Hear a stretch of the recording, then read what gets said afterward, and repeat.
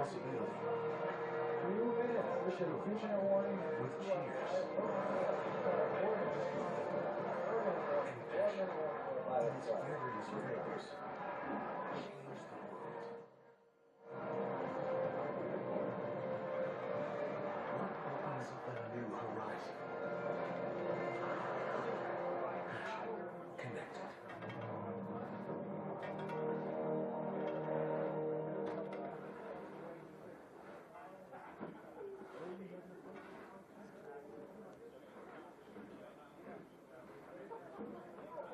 Skeleton Championships are coming to Lake Placid March 3rd to 16th, 2025. The first World Bobsleigh Championships were held in 1930 in Switzerland and have been held every year since, except during World War II.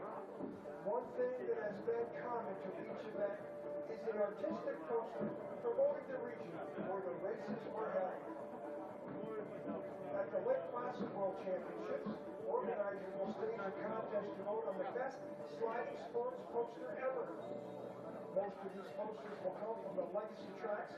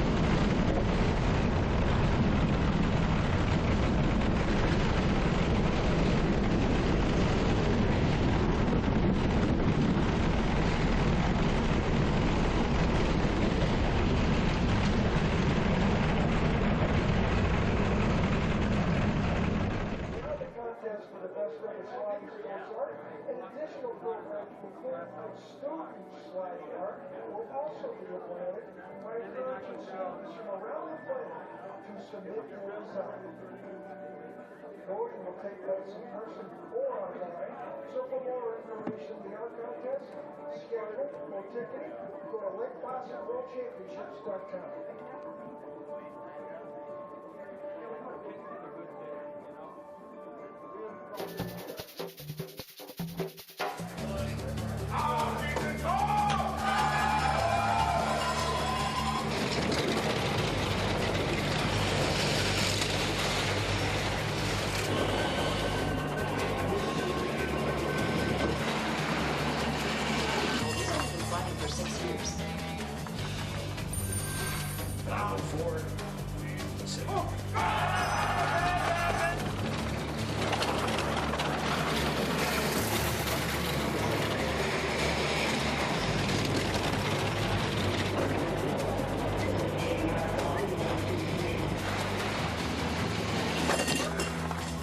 Flesh Hour.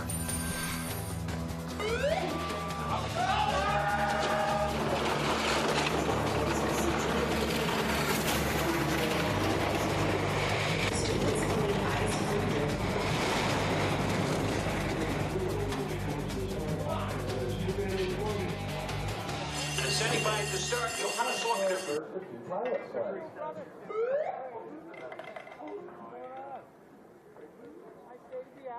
Yeah, a little better than the last 2 days before guys had. Oh, the winds have been brutal. So let in from start one.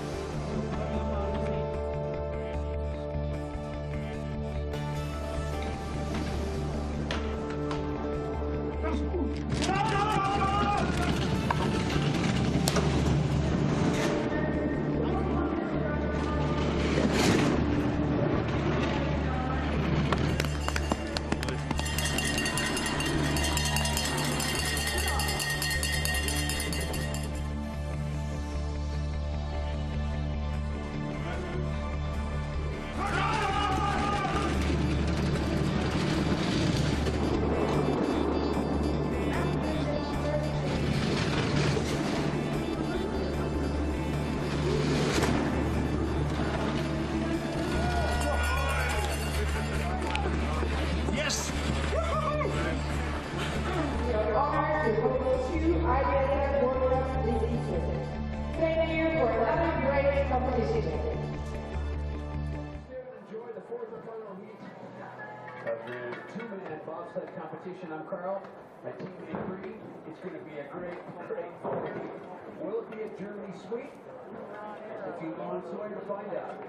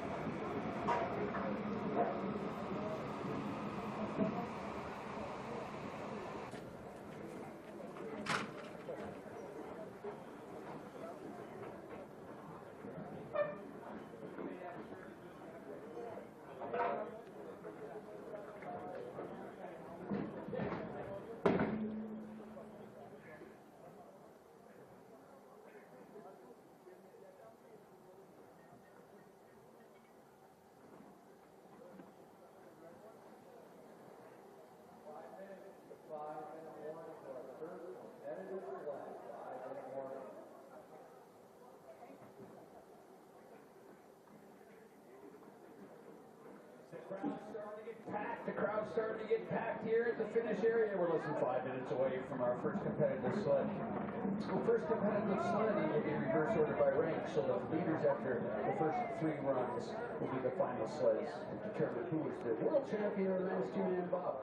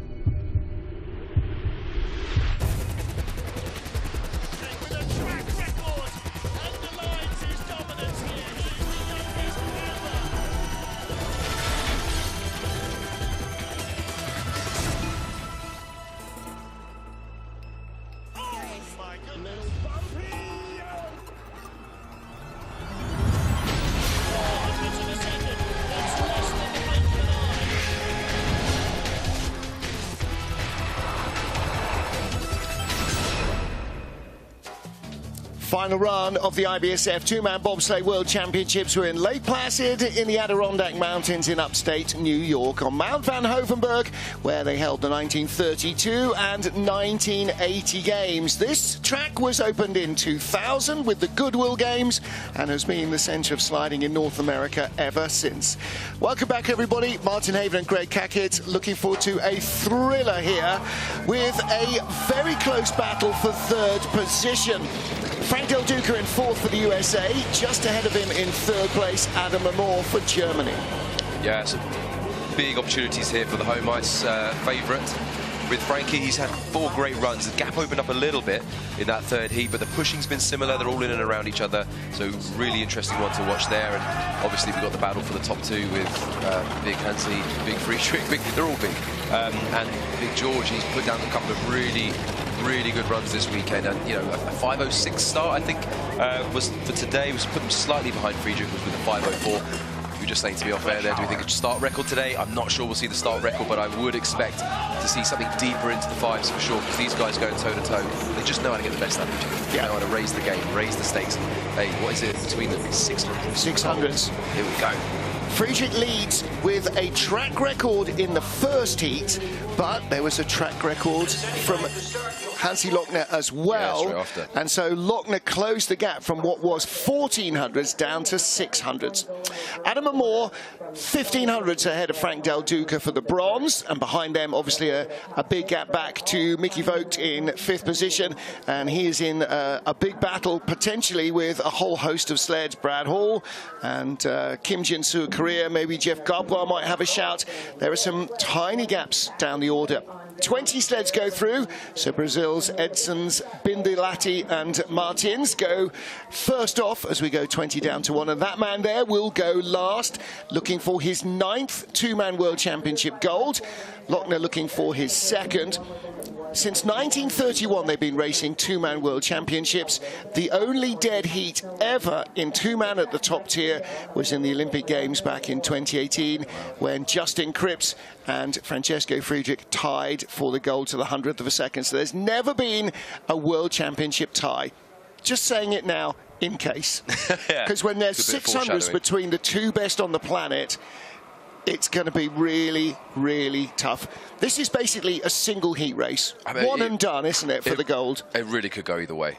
It really could. That being that close. And we even thought, I was speaking to Hansi's coach, Stefan Bosch, this morning, you know, who's lamenting yesterday Hansi's runs around corner 2, where he was wiping out that start velocity because he's having those little skids. And I actually thought he did it again today, but apparently not, because the speed was certainly on board down the bottom. And 600 for Friedrich's going to have to really pull something out here to make sure he keeps Hansi at bay. It is going to be epic. It is the two of them going head to head. They are the two giants of the sport currently, and yeah, it's one shot, one run for glory, and any mistake is almost certainly going to cost you the medal. Yeah, and littered through the field, great. You know, Horn is going to jump up. We've got Tenteia on the cusp of the best result for Romania in nearly 3 to 4 decades. So let's go.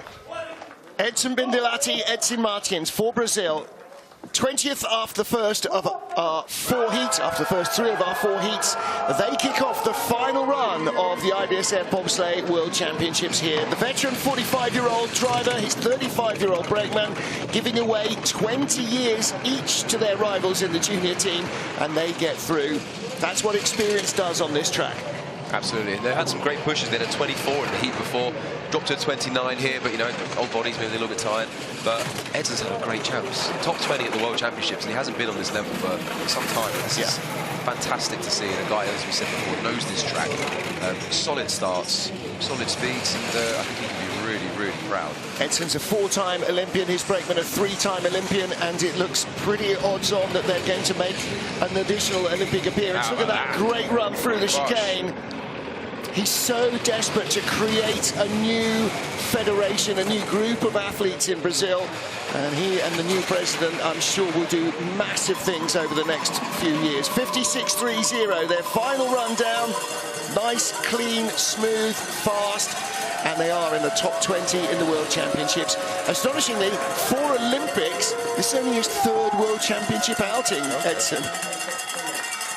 4 Olympics, that's some serious longevity. Like we said, he's 45 years old and he's still pushing. Like these are good start times. You know, mid-20s in this field. You know, that was a 15th ranked push in the 3rd heat before, and a 56.30 there. The run looked pretty good. You know, beautiful through the chicane. You know, best till last there.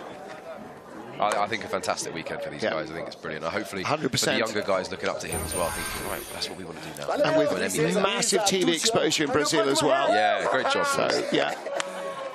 And it started off so well with Nicole Silveira in the women's skeleton. She had a great run to 4th place.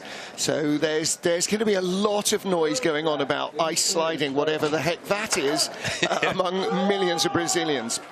So 19th after the first 3 heats, Li Chunjian and Ye Jilong. And in the battle of the Chinese drivers, it's the more experienced of the duo, Sun Kai-shi, who is ahead. So these guys dropped a little. They're about half a second behind their teammates and 2 spots back. Let's see if they can find a touch more speed in their final runs. 26 getaway, a little caught up there, Lee, before getting in.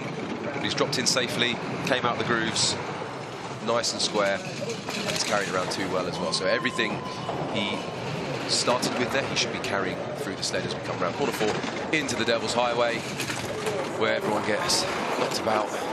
I've got to say, it's really fun to ride. It's busy and it's bouncy and it looks rough, and it is.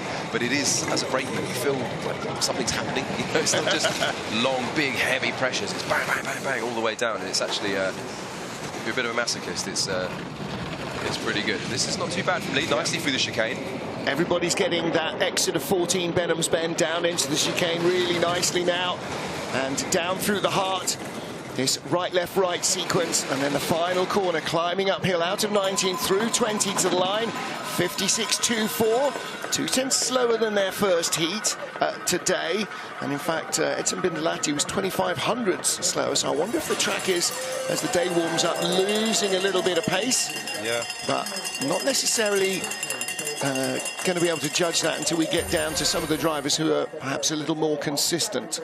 Yeah, and you can see, I mean, Edson's been nipping away at Lee's heels there. You know, the last few runs, 56.34, 56.37, 56.0, 56.0. Like, you know, the Brazilians really taking it too. As I say, regular World Cup performers. Yep.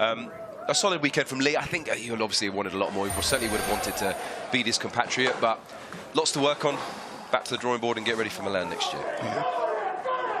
Timo Rona had a bit of a nightmare in his third heat with Greg Jones. Good start, but as he got in and slid his feet alongside, along the sled to the footrests, snapped one of the bungee straps that holds the D-rings. And so he was looking down to try and find where he had one of the two steering ropes in his hand at the beginning of the run, and he was trying to find where the other one had got to. So yeah, that makes sense. It was a real disaster. I mean, it could have been worse. If he hadn't found it, then they would have crashed on their way down. So disaster was averted, but in terms of their pace, they lost ground. 5:27 start. They've done 3 5:23s.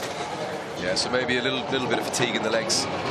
He's got a fantastic brakeman turned pilot on the back as well, which is great to see. Exciting for the Swiss program moving forward. Timo's a great driver. I think testament to, you know, he might have lost pace, but he got it down. Got them both down safely, losing a bungee. That's no mean feat, especially, as we said, a busy track like this. It's like there's no let up. Yeah. It's corner after corner after corner. If you haven't got your steering in your hands, that's an absolute nightmare. So credit where it's due there. He should accelerate away comfortably from Lee Chun-Jan, and he's starting to do so. Yes. Where was he? 12th place overnight, wasn't he? Dropped down to 18th spot. So it was a really disappointing third run. And these things just happen. 55.97, that's more like it. 56.37, 4/10 slower in the previous run. I mean, he lost a lot of time. Yeah, and I wonder if it's going to be enough for him to overhaul Sun. I'm not sure. There's quite a gap there. Yeah, there is quite a gap. Well, with 2/10s to 2100s to Sun Kai-chi. And Sun is at the tail of a little group. If he could find 3 or 4 tenths on some of the sleds in front, then he could bounce back up again. Now, that's not going to happen in one drive, but it is quite possible that others will make mistakes and give away speed. Out of the chicane onto 17. Again, seeing Greg Jones buried in the back, holding on to tiny little handles. Quite often they're just bent over bolts. I mean, there's nothing about these sleds that is extra weight. Sun Kai-chi then for China, and Chen Heng behind him. 3.58 off the lead in 17th. Pat Norton ahead of them is just 1400s in front, and another 200s gets you to Boris Vatt in 15th place. So every time you get onto the ice, there is a target in sight, whether you're training and you're looking to improve yourself or whether you're trying to hunt down a rival. Absolutely, and Chen on the back here is a good athlete, so starting decently this week. 5:25 instead of 5:23 the earliest, so it's very consistent across the board. A fine final push there, so down to Sun now to bring this down. Flops a little or two, but keeps it square. Shouldn't damage him too much. Now we'll just see if Rona did enough in that last heat. It's going to be quarter of a second to the good so far. Yeah, but he's not building that advantage over Rona, so Rona's start wasn't much quicker. Let's see if the gap comes down. It does. Yeah. 23 to 2100s. This is a long track, not quite as long as St. Moritz, so if the gap doesn't really start to tumble, he's going to keep his nose in front. It is down coming to a down. 10th. Interesting, because I thought he was looking really smooth there. I thought he might stop the bleed. Well, he's the fourth sled and only the fourth best speed, so he was slower than Rona. And across the line, 56.36, so 4 tenths slower than Rona on that run. So Timo Rona, Greg Jones will stay in the leader's box. Yeah, and a shame for Timo there, because he's seen potentially where he might have been had he not had that equipment failure before. But and Sun and Lee will finish 18th, 19th for China. Yeah, so lots to improve for those guys. You know, pushing's been solid, sort of middle of the pack, but again, mid-20s. The way the start ramp's currently running is no, you know, it's not too bad at all. Drives have been solid, but just something's maybe not quite clicking here for the Chinese pair. And bringing Damen-Streiskens in this season, I can imagine what their off-season is going to be like back home in China. They will have an awful lot of work to do to build up that start velocity. Well, they've got some really young guys in the team as well who've come up and are doing really well. So I think there's definitely exciting signs. So Pat Norton and Shaq Murray-Lawrence for Canada then. You saw the gap. It's not big over Timo Rona. Pat Norton's going to have to really drive this well. He knows the track much better, I think, than Timo does. So let's see if he can capitalise on that advantage. 5:26 getaway. Didn't look like maybe the most cohesive hit. 26 equals their best push of the weekend. So give it the best they can. It's wrong side they're going into 4. But again, another experienced pilot on North America tracks, certainly in Lake Placid. Pat's had some fantastic results this year as well. We've seen them really leap forward in the 4-man push as well. Like these guys coming together, Big Mike Evelyn, Shaq, these blokes are fast. They're fast, strong athletes, and Pat's a great pushing athlete as well. So again, more development, more time, more feel, more, you know, all of it coming together is really going to take this Canadian program back to where it should be in the wake of Ripson time. Gaps coming down from 2800s to 2200s into the heart should be enough. And across the line, it is 56.16. Greg Jones on the left there, and Timo Rona.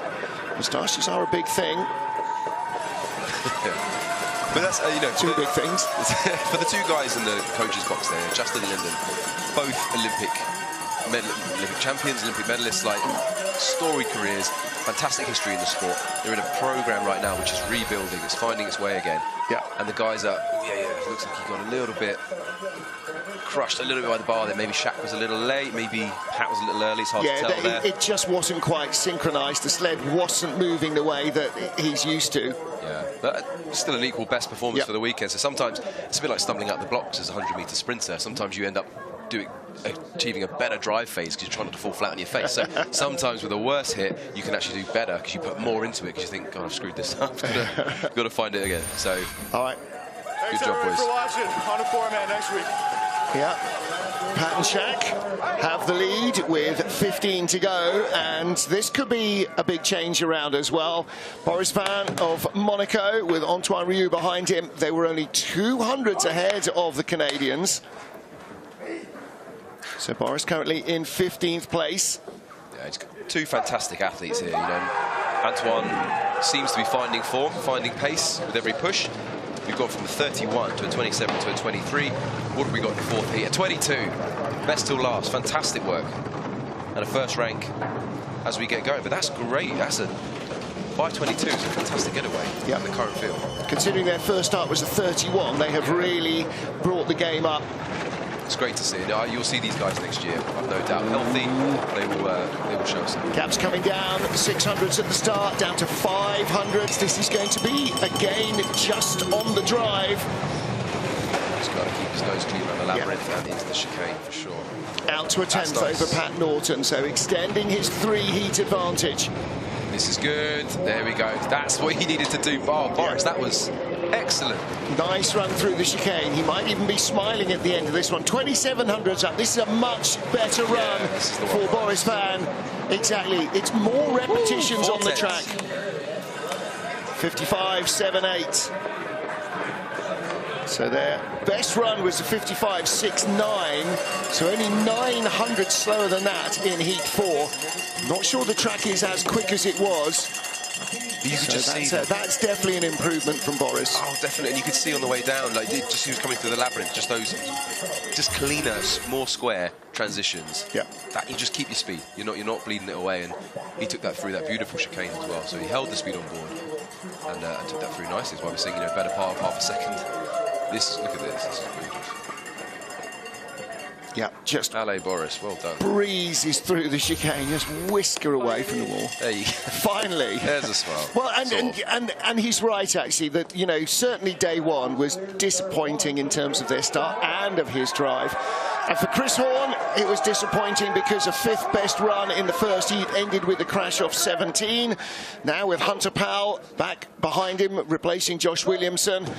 Fifth fastest in the second heat, fifth fastest in the third heat. He got himself from the tail of the field into 14th, so 32nd to 14th. 5:09. I'll tell you what, I thought Hunter had a bit of a stumble there as well, so that is a sensational getaway. We'll see, that should fly up into the top three here. Well, 17th, a 17 and a 12 yesterday, and then an 11 and a 9 today. Yeah, it's a great job by Hunter back there. We know Horn's a phenomenal pushing athlete. I competed against Horn when he was a Brakeman in four-man crews, when he was pushing Hunter Church to #1 times. You know, this is a fantastic athlete in the front seat. And he's doing the business behind the D-rings. It is so frustrating. Oh, Lil's good there. It is so frustrating for him taking that spill in the first heat. This is good. He's flying.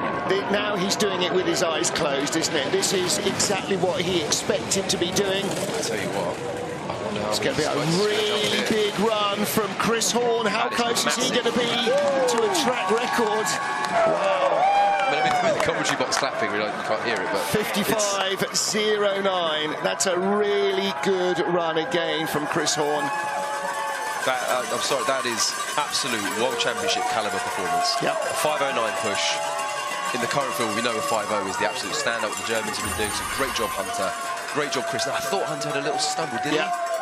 Yeah, and when his hands swapped as well, so it wasn't the cleanest start. It's these new sleds, this cowling is so soft, the hands really come in, they almost fist bump themselves.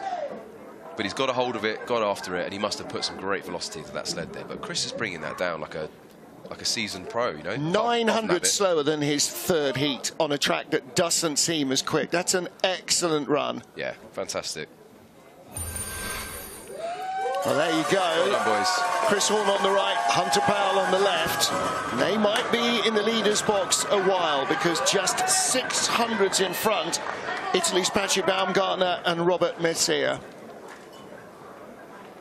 This is going to be big pressure for Baumgartner. Yeah. He knows who was right behind him. He knows who went to the line in front of him. And he knows that Horn was absolutely flying. 23, I was thinking that looked better. Like Robert's position out there, he absolutely behind the sled. Wonderful acceleration shapes, you know, fantastic. So 23, getaway is a good job. Patrick's going to do the business here. Yeah. Little drift 2 to 3.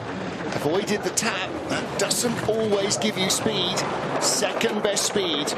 Funnily enough, Chris Horn fastest at this stage, so he's losing ground. He's in the red, 2 tenths back. And this is probably no surprise because Chris Horn knows this track inside out and has definitely got an axe to grind. Oh, there's a massive home advantage here for the Americans for sure.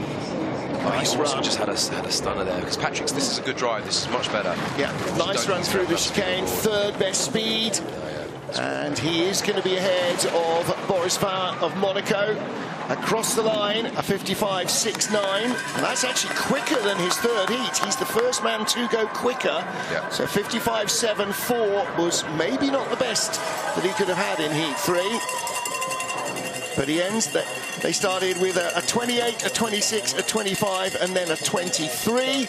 So their starts have got quicker, and the runs have got quicker as well. And that's the experience from both of them, just building with every heat. Absolutely, and I think you're right. I think we're going to see. We're going to see Horn in the leaders box for a little while here because he just put such a big amount of time on that last run. But lots to work on for Patrick. I think he'll feel confident in the four-man. You know, he drives the four-man very well. The boys are pushing him really fast. They are improving. Chalk up to another learning experience. Good job, Pat. He's one of the good ones, Patrick. So Chris Horn, the leader, with 12 to go. Next up, Taylor Austin, Mike Evelyn of Canada. The gap is bigger here, 1400ths over Chris Horn. Again, knowledge of the track here is going to play in favour of the Canadians. They will know this track as well, having spent a lot of time racing in North America, so a lot of time in Placid.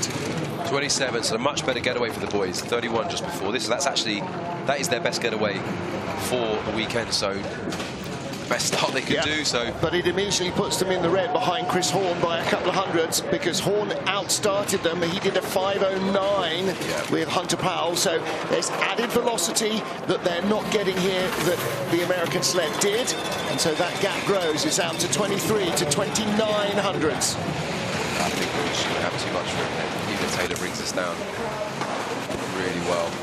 Yeah, if we were in Whistler, the boot would be on the other foot, I think. But, definitely not now. That's a big skid into the chicane. And that's dropping him behind Patrick Baumgartner as well. Baumgartner 5400s back, and 8300s back is Boris Van. So it'll be third place at the line. It is fourth place at the line. Oh, that skid really cost.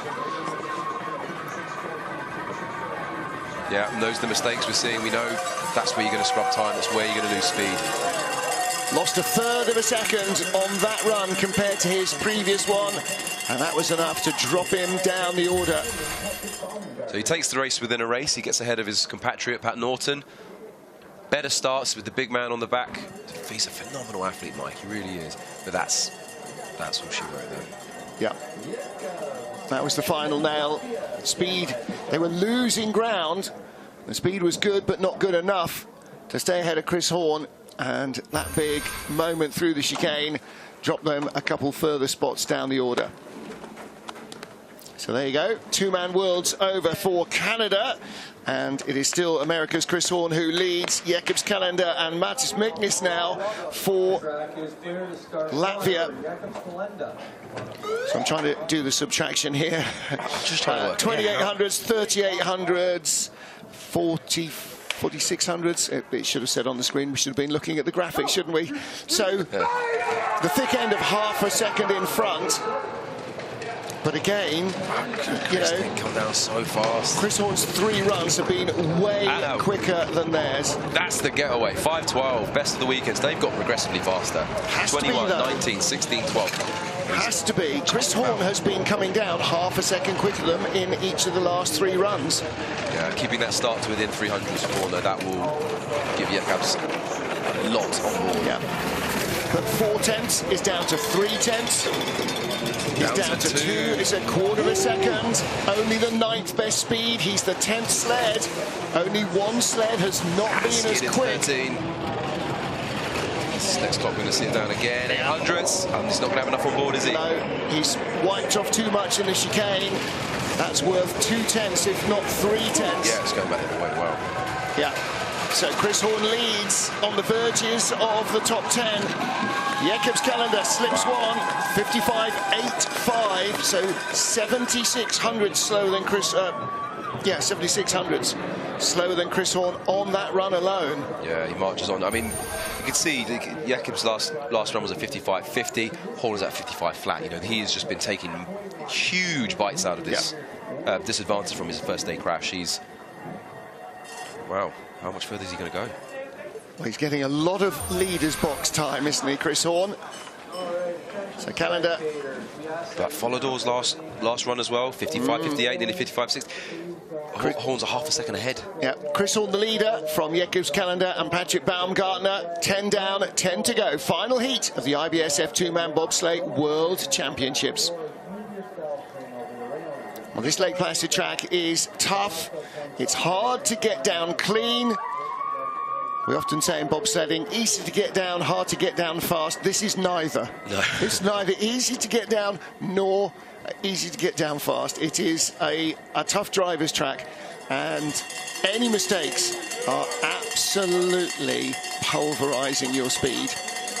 Team Lochner fans there. Got to guess that they are Georg Fleischhauer's family, because they don't have the familiar look of a Lochner. We've seen his uncles. His uncles were both bobsledders. His dad and his uncle, rather, were both bobsledders, the 2 brothers. And so, yeah, there's a definite Lochner family look. Well, there's Big Shady too. And it is shady today, mind you, everywhere is. There's not much sun about today. There's a great look of the Mount Van Hoevenberg complex. Right in the centre is the finish outrun and the little finish hut there. And you can see why the heart, 17, 18, 19, is called the heart, because that's exactly the shape it has. I'm just staring at the top right here, looking at round corner 2, corner 4, into the Devil's Highway. That whole section down there, just thinking, that's where I leave half my brain cells.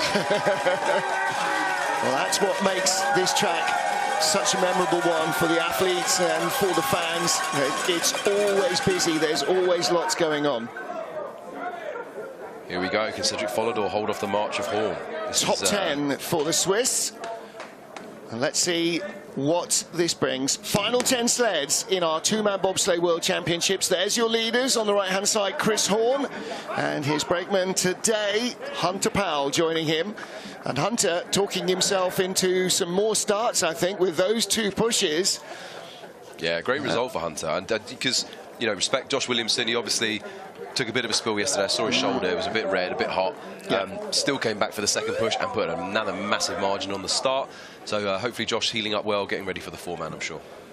Okay, here we go. 10th place after 3 heats. Cedric Follador and Kanta Jayaar. And they are going to have to hold off a fired-up Chris Horn, the 5th fastest man down this track. So Follador, 5:26 to get away. Pulled out the best till last. They've been 5:30s all weekend, 34, 34, 32. So that's a much better start. They're still giving away almost 2 tenths in the start here to Hunter. So 1,700 slower than Horn and Hunter. 2 tenths here, but number 1 speed. But the gap, this is exactly what we saw from the last sled of Jacob's calendar. 3,100s down to 2,100s, down to 1,800s. He's losing it less quickly than Follador did, than Calendar did. But he is still losing time. Is he in the red out of the chicane? 1,100s. That's going to help, though. That's going to help. Best speed. Not sure it's enough. Horn was fastest. 300s in it. I think Chris Horn gets the top 10 finish. He does get the top 10 finish. Well, look, he won't be thrilled with a top 10, but from the grinding noise of the crash in the first heat, that is massive redemption for Chris Horn. And for Cedric Follador, it's not guaranteed that he won't be in the top 10 yet. We'll have to wait and see what everybody else does. Yeah, there's some really great moments for Cedi there. He gave it his best to hold on there. The best start of the weekend for Quentin. So that, you know, there's probably did about the best that they could there. I mean, what Horn's doing right now, you know, we've got a guy who's super experienced, inexperienced as a pilot, experienced on this track. With, again, the kit is obviously running extremely well, with a massive start too. So it's always going to be really tough. But what a job Horn's doing at the moment.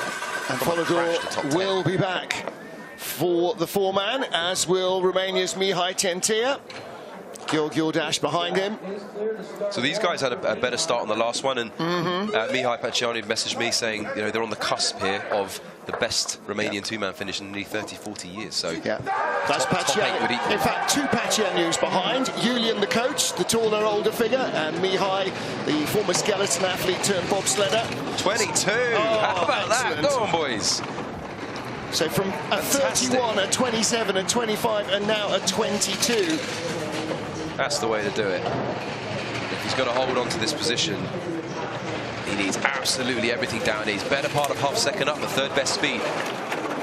He is a really talented young driver, still only 26, and yet it seems like he's been sliding World Cup for a decade. Number 1 speed. Best speed, that's fantastic. That's quicker than Chris Horn off a 5:09 start. This is really good driving from Mihai Tentea. 3,900s up. He's surely got enough on board. I think he might. A 9th place finish, and potentially a little more, because he was only 400s behind Jeff Gadbois. He's going to be green to the line. He's done it. There we go. Well done. Massive top 10 finish for Tentea in the 2-man. That is brilliant. And they halted the march of Horn, okay? And respect to those guys. Respect for the push, respect for coming back after a crash and doing that on your home ice. Brilliant for those guys, but fantastic from Tentea. He's going to love that. Really excellent result. And the 22. That's really good. Like some of the I've been really blown away by some of the guys here, dropping their pushes where it needs to be done. 4th heat, world champs. Fantastic. And nice lines. Tentea is such a driving talent. Yeah, he is. drives his start comprehensively. So first heat started 22nd, finished 8th. Second heat, 18th fastest start, 10th fastest run. Third heat, 16th fastest, 9th fastest run. And he was tied with Gadbois in the last heat, both with 55.49. So Gadbois needs to really keep his nose clean here. Bryce has given him some good pushes. This is as close to a dead heat without being a dead heat. Yeah. 400s in it. This is one and done. Jeff missed the pilot handle in the first push. How much that affected him, I don't know, but they need to be they need to up their start here. just to match the Romanians. I can't believe I'm actually saying that. Yeah, but that was a great start and a great drive. This is it. 3 heats don't count. This is 1 heat to be in front or behind. Oh, Jeff got in a lot earlier. I wonder if that was a tactical decision. 5.41. Whoa. I think Jeff got in way too early. They are deep in a hole. He's going to have to really drive this. 1500s back already and with much less velocity. I am a bit blown away there. I don't know if that was a tactical thing, because they thought maybe Jeff in quicker, Bryce to finish it off. Sometimes pilots do that, but he was in too soon. 1.2 kilometers slower through the first speed trap. They've got no speed on board compared to the Romanians. They're already 3600s back. And 2700s back is Follador in third. 4600s back. He's dropped behind Calendar. This is going to be 5th place at the line for Gadbois if he doesn't crash it. A disastrous final run for the American. Across the line, it is 5th. 6200s back. And I think that is now. Is that 8th for Tintea? Yes. So that's equaling the best ever performance, I think. If that was accurate, will Mihai send me? Well, this is where I need Rainman John Morgan with yes, back in 1912. Gadbois left. Maybe he's hurt himself. Fight. Well, that wasn't just getting out of the sled. I was hoping they were going to show the start again. So hopefully Jeff's okay. That's not the way you want to finish your champ. I mean, it's still a fantastic world champs for Jeff. I mean, he was really taking it to some of the big boys, looking at threatening the top 6 at one point. This is big performance and good pushes from Bryce as well. Yep. But again, one loose run and it's the last one, and that hurts probably more than any other. You know, Chris Horn had 3 heats to get back from it, but for Jeff, it went away in the final run. Yeah, that's gonna help. All right, 7th place. Now let's start to look at the gaps. 5200s ahead, Kim Jin-soo of Korea. These boys start fast. Here we go. 17, 17, 18, 12. Oh my word. Brilliant. That is a huge start from Kim and Kim. They do not want to give up this top 6 to Brad Hall, I'm telling you that. Skid 2 to 3.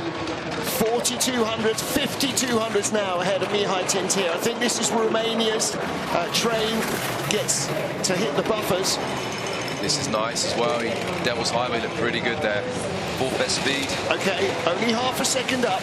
Only 4th best speed. Tintea was quicker. Gap's going to come down. He needs a clean chicane. Doesn't get one. 4900, 7th best speed. He should have enough left to the line, but it's not going to be much. Yikes, look out. 2500s at the line. He'll be in front. 3700s. He found something, but boy, that was wild at the bottom. But a big red letter day for Romanian bobsledding and for Korea as well. Kim Jin-soo, Kim Hyun-gyun, they are on the fringes of the top 6. Yeah, that's whether he's done enough there, we'll see, but great pushing. And that's a great end to a really good season for this young driver. Definitely, the way these guys, they are on a massive upward trajectory, and huge confidence from the pushing, which they will take into the 4-man week. Huge confidence for this young pilot as well. It's really good to see. I love seeing the guys doing well. Rough at the bottom, yeah. If that was judgment, okay. Good job, Jin-soo. And lots of a big smile there from Ivo Danilevic. He really loves these kids. Okay, 6 to go. Brad Hall, Taylor Lawrence for Great Britain. A top 6 finish, probably the least that they would have wanted at the beginning of this competition. Day 1 was not their day. A good third heat, though, really invigorating Brad Hall, I think. And Big T will always give it on the back handles. Let's see if they can stay in front. In down, 5.12. Good getaway, boys. Best push of the weekend. And that matches the Koreans. Like so their 1/10 of a second advantage remains intact. Second best velocity. That's good stuff. Kim was a whisker quicker.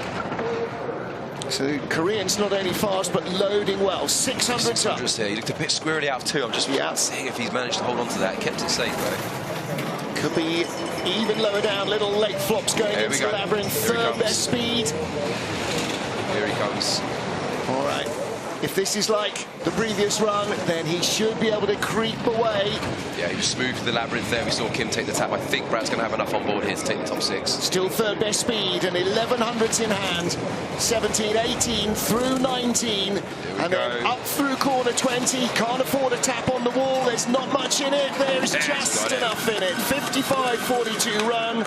Out to 2:10, so he was carrying plenty of speed at the bottom. And again, it's brilliant. The more you watch this, the more you realise where people are losing it, where people are gaining it. Little mistakes like the Koreans made, the little tap and the skid into 13, scrubs a bit of speed through the labyrinth, which they take into the chicane, and Brad keeping that clean. You know, he's just, in these fine margins, he's just keeping enough on board. 2-3 has been so troublesome right from the beginning of paid training. Not just for Brad, not just for Bobsleigh, for Skeleton as well. 2, 3, 4 is it's just waiting to suck the speed out of the sled. Well, it's like you said, it's you know, you're not going fast at that point, so if you give anything away, you're not getting it back. You're giving a big percentage. Brad Hall on the right, Taylor Lawrence on the left. So good job, guys. Adam Baird and the crew helping with the sled down at the bottom after crashing out yesterday. Now then, 5th place for Mickey Vogt. And he's got a handy advantage over Brad Hall from the first 3 heats. His eyes will be looking ahead at Frank Del Duca of the USA, but Frank is 1.1 seconds away. So Mickey can't catch anybody realistically, shouldn't drop down realistically, but still, if that's a comfort zone, then you don't want to lean on it too hard on this track. Absolutely not. A 21 getaway equals their best of the weekend. And I think Brad had a good run there. I think Mickey will need to be on his game here. Only 2400s up because of that slower start, and that's still paying out. Brad was 3rd quickest here. Mickey Vogt 4th fastest, so the gap comes down again. Now let's just watch his transition. It's nice and square out. Now out of shady. Only 6th fastest, slower again. Gaps down into the teens. And skid into 13. There you go. This is going to be very close at the line. 1600, 7th best speed. That's about what Brad Hall had. It is going to be tight. It was a slightly cleaner chicane, but a little rocky in the heart. 1800s, he's got enough. He will have the lead at the line, and he will be in the top 5. Good job, Mickey. And that's fantastic to see. You know, the comeback for Mickey the last couple of years. He's been through such a trauma after the Hoevenberg accident with Sandro. And again, Sandro, every single time will shout you out, mate. Hope you're healing well. Loads of love to you. And Mickey with his back problems as well. Ooh, Mickey getting out very slowly. Well, there you go. But it is top 5. And his runs, 5th, 6th, 7th, and that will be the 5th fastest run at least. So, you know, that's what gets you that top 5 position, whereas Brad Hall, 9th, 8th, 6th, and what will be probably the 6th fastest run. So, you know, 6th position is where you end up. Yeah, you've got to be consistent. That's what we said about consistency across 4 heats is the absolute key to this thing. You don't want to be, you'd much rather be okay across 4 than brilliant in 1 and then busting in the 2nd. So. And Frank Del Duca, 4th fastest, 4th fastest, 4th fastest. Where is he?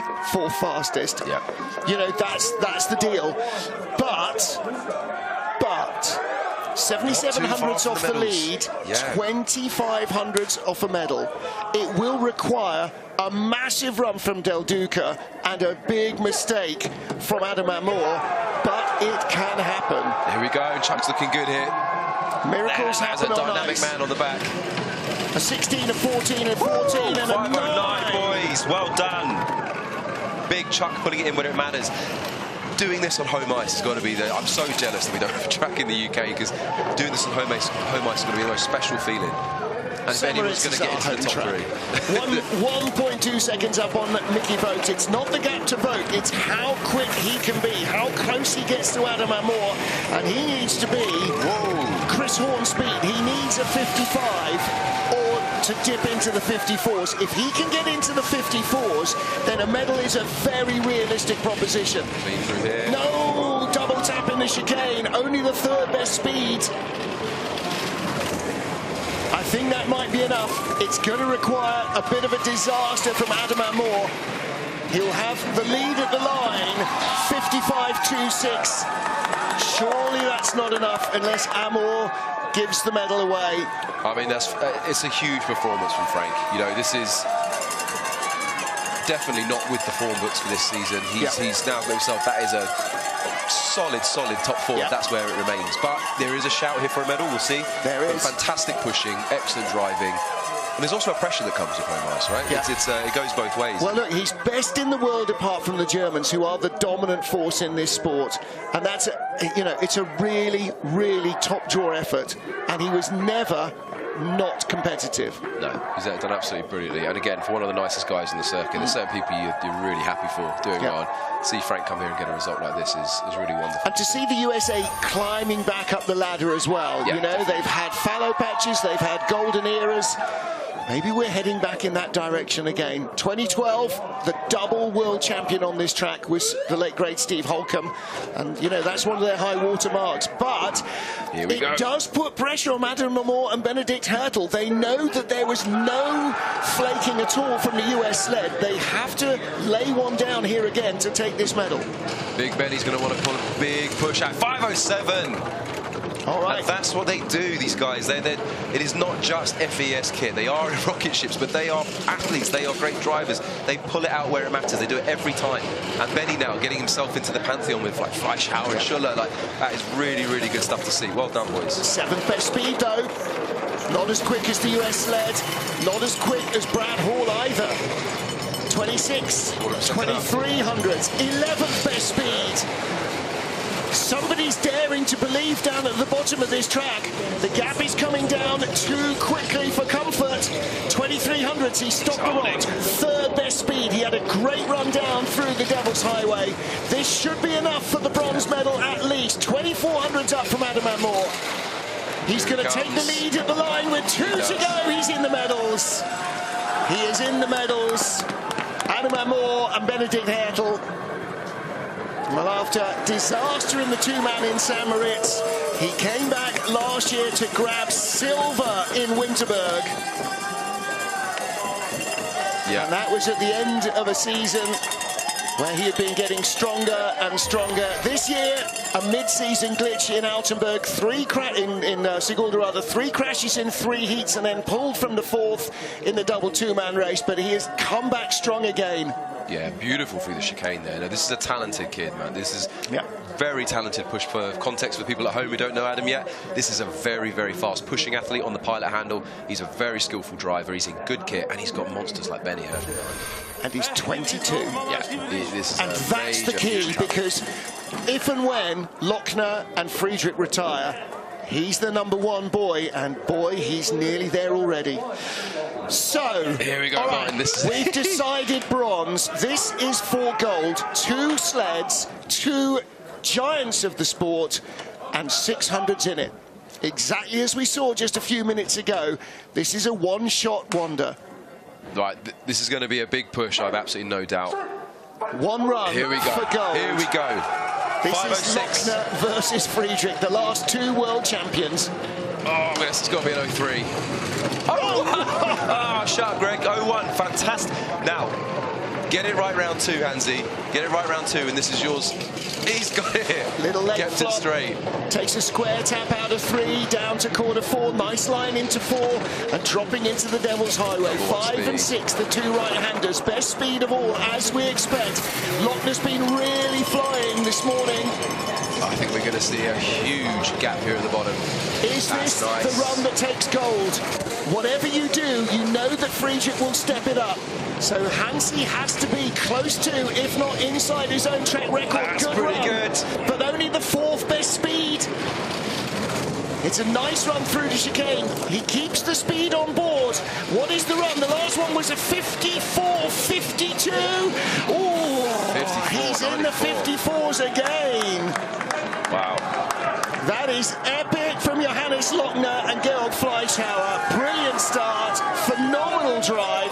Is it enough for gold? The gauntlet is fully down, and I tell you what, you know, a 5:01 start, and they were pushing in the teens yesterday. Like, these guys have just taken it to the next level. And that is we're talking about the gauntlet being thrown down. Wow. That is... Well, listen, you know, 600's in it. It is one run. It's a one-run race for the gold. And look at that load. You see the way George went in there? He's a big guy, both arms in, no arms over the edge of the cowling, no sloppiness. All that velocity, all that speed is going into that sled. Yeah, when you're throwing 110 or whatever it is kilos in the back at that speed, it really helps accelerate. All right, I know it's good. That's what they have. Final sled, 2-man World Championships in Lake Placid, going for his 9th World Championship gold in 2-man. Francesco Friedrich with Alex Schuller behind him. They've been such a winning combination. 502. They answer fire with fire. The gap's 500s. With Alex away, and a skid out too. Franz has got to be perfect down here. There is not a big gap. 300s. I wasn't sure what to expect with that start. Alex looked fantastic. And only the 5th best speed. He's going back. 2nd best speed. No, he's not. Lochner was slower. He's bringing it back. He's dipped into the red, but he is quicker than Hansi. Down through the chicane will decide it. If it's clean, he's there. His #1 speed. 200's in it. He's going to win gold. Francesco Friedrich or Johannes Lochner or a dead heat. For the first time since 1931, now it's Friedrich who takes gold. His 9th gold by 300ths of a second. Well, I tell you what a treat for the neutral. What a race.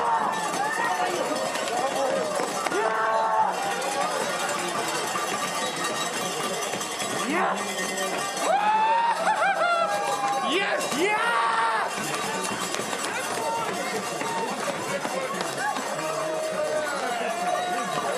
There is nothing better than winning a tough race, and that is as tough as they come.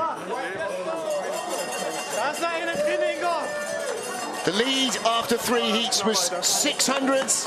Hansi beat him by 3. He found a cleaner chicane than Lochner, and that was the difference. What a race. What a race. 4 miles of ice, 300ths of a second. I mean, we knew it was going to be good. We knew it was going to be good, but they kept us on the edge of our seat all the way to the end. I'll tell you what, you called it. I thought they were going back, and they were going back, but the cleaner chicane is what decided it. Friedrich is never out, even when he's down. And there, Lochner gave it everything, and it needed absolute titanic effort from Friedrich. Yes, yeah! And that's what it means. That's what it means. Oh, there was relief there, I think, as well. That's just everything, that emotion. Wow. And look at the 2 of them. Yeah. Nearly a second clear of anybody else in the field. Adam Amor takes the bronze, Frank Del Duca, Mickey Vogt, and Brad Hall the top half dozen. Then Kim Tentea, and then Chris Horn in 9th place after finishing the first run upside down. What a World Championships for him. Everybody will remember the recovery. Nobody will remember much about the rest of the World Champs for him. So there you go. 9th World Championship title in 2-man for Francesco Friedrich to go with his 2 Olympic gold medals.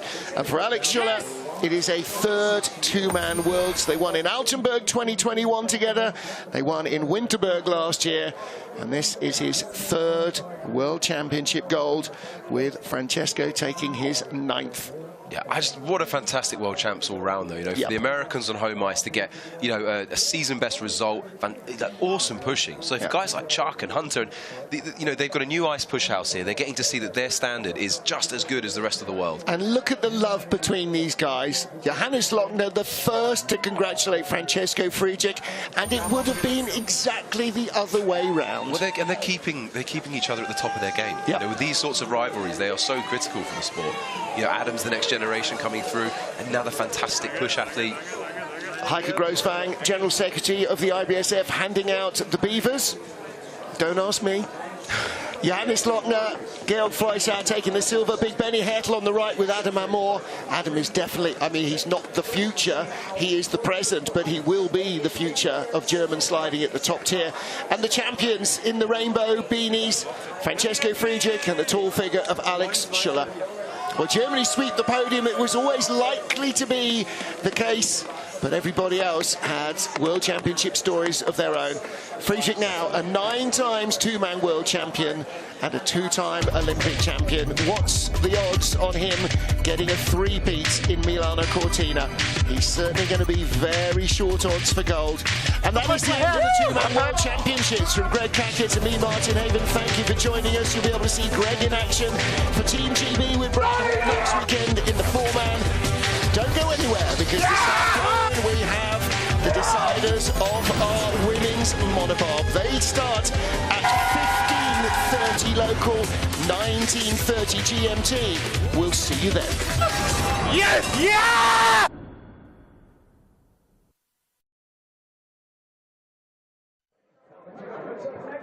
Women's monobob. Chicken fingers will save you the day. And better. Chicken fingers, crispy crinkle cut fries, Brady Texas toast, and that secret cane sauce that makes everything that much better. Brady cane chicken fingers. One love. Imagine a winter